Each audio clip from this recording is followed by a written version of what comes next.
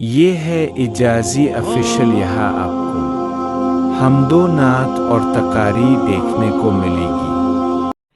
کہ کیا حضور اکرم صلی اللہ تعالی علیہ وسلم نے کسی پرندے کے متعلق یہ ارشاد فرمایا ہے کہ اس کے پروں سے آگ نکلتی ہے؟ سنا ہے کہ آسٹریلیا کے جنگل میں ایسا پرندہ دریافت ہوا ہے جو اپنے پروں سے آگ اور دھواں نکالتا ہے، اور حضور اکرم علیہ السلام نے اس کے بارے میں پیشین گوئی فرمائی تھی۔ اس سلسلے میں ایک ویڈیو بھی سوشل میڈیا پر وائرل ہو رہی ہے، تو اس کے بارے میں آپ سے وضاحت مطلوب ہے۔ جواباً عرض ہے کہ احادیث شریفہ میں ایسے کسی بھی پرندے کا دور دور تک کہیں ذکر نہیں ہے۔ پیغمبر علیہ الصلاۃ والسلام کی طرف اس بات کو منسوب کرنا سراسر غلط اور جھوٹ ہے،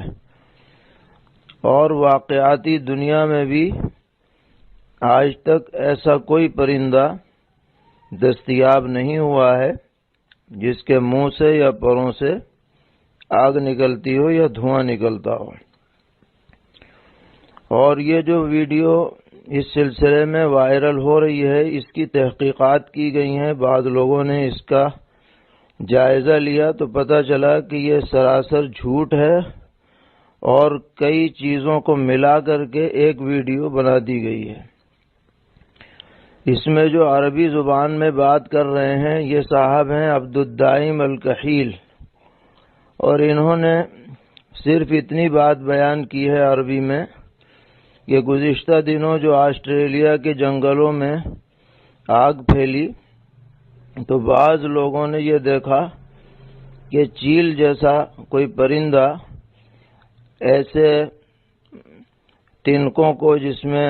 آگ لگی ہوئی تھی اپنے چونچ میں اٹھا کر دوسری طرف لے جا رہا ہے۔ اسی کو سامنے رکھ کر انہوں نے ایک اسٹوری بنا لی کہ گویا کہ یہ پرندے باقاعدہ آگ بھڑکانے میں اپنا عمل دخل لگتے ہیں وغیرہ۔ حالانکہ اس کی کوئی یقینی بات نہیں کہی جا سکتی کہ وہ واقعتاً وہ آگ بھڑکا ہی رہے ہوں، کیونکہ کوئی بھی پرندہ کوئی بھی تنکا اٹھا سکتا ہے۔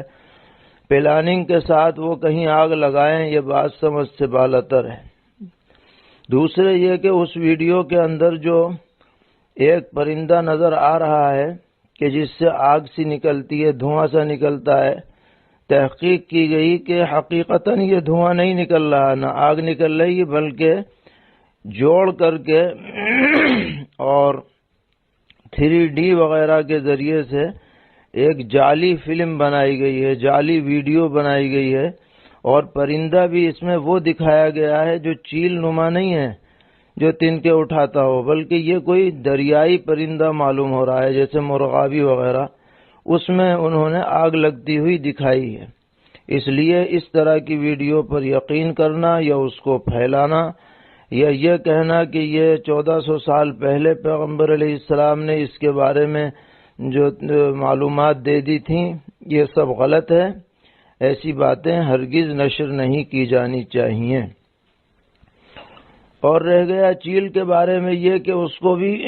حضور نے فاسقہ شمار کیا ہے، تو وہ اس معنی کر ہے کہ احرام کی حالت میں جب لوگ پیدل اور جانوروں پر سفر کرتے تھے تو یہ چیل اور کوے وغیرہ جانوروں میں جو سفر کی وجہ سے زخم وغیرہ ہو جاتے تھے تو انہیں قریدہ کرتے تھے، جس کی وجہ سے جانور کو تکلیف ہوتی تھی، تو اجازت دی گئی کہ ان کو مارا جا سکتا ہے۔ اسی طرح یہ جانور کہیں ستانے لگیں کسی کو تو مارنے کی گنجائش ہے، یہی ان کے فاسقہ ہونے سے مراد ہے۔ باقی یہ آگ لگانا اور یہ پہنچانا ایسی کوئی بات احادیث شریفہ میں بالکل موجود نہیں ہے۔